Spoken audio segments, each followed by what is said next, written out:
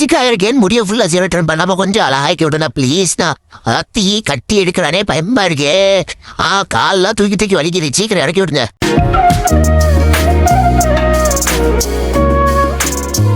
வணக்கம் நண்பர்களே, இந்த டாமிங்க்ரோ ஷிட்ஸு பார்த்தீங்கன்னா நம்ம இடத்துக்கு க்ரூமிங் கூட்டிகிட்டு வந்திருந்தாங்க. ஸோ பார்த்தீங்கன்னா இவங்களுக்கு வந்து அழகாக மெயின்டைன் பண்ணணும்னு சொல்லி கேட்டுக்கிட்டாங்க.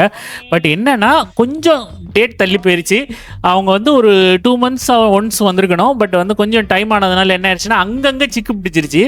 அதை வந்து நம்ம இப்போ சரி பண்ணுறதுக்கு வேறு வழியே இல்லாமல் 1/2 inch ஹேர் கட்டு ஈஸி மெயின்டெனன்ஸ்க்காக நம்ம ரெடி பண்ணிக்கிட்டு இருக்கோம்.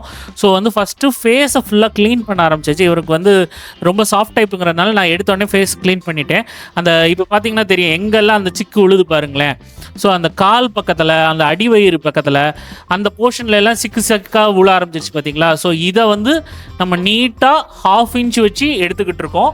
சப்போஸ் இப்போ வந்து அவங்க 1 inch இல்லை கூடுதலான ஃபர் வேணும்னு கேட்டாங்கன்னா அது ரொம்ப கஷ்டம்.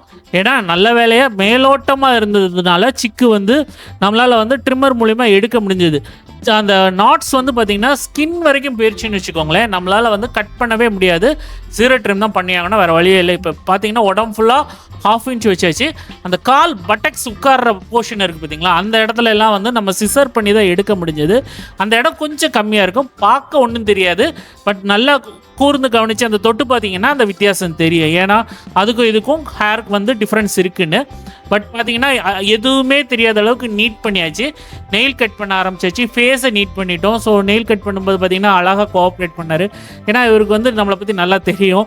அண்ட் பாஸை முதற்கொண்டு நம்ம சிசரிங் தான் பண்ணோம். ஏன்னா இவருக்கு வந்து பாஸ் வந்து ரொம்ப சென்சிட்டிவ். ஸோ வந்து அந்த ட்ரிம்மர் மிஷின் அலோவ் பண்ண மாட்டார். நீங்கள் கால்களை பாருங்களேன், இந்த காலுக்கு இந்த காலுக்கு உள்ள வித்தியாசம். ஸோ அதுதாங்க க்ரூமிங்கு.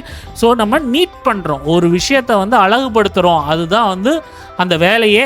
ஸோ 2 காலுக்கும் உள்ள வித்தியாசத்தை நீங்கள் பார்த்தீங்கல்ல. ஸோ அதே மாதிரி எல்லா கால்களையுமே கொண்டு வந்து அதை நீட் பண்ணுறோம். அந்த பின்னாடி அந்த ஜாயிண்ட் போர்ஷன் பார்த்தீங்கன்னா ஃபர் கம்மியாக தான் இருக்கும். ஏன்னா அந்த இடத்துல தான் ஹெவி நாட்ஸ் ஆயிடுச்சு. அந்த ஹெவி நாட்ஸ் வரும்போது அதை ஃபுல்லாக ரிமூவ் பண்ணி தான் ஆகணும், வேறு வழி கிடையாது.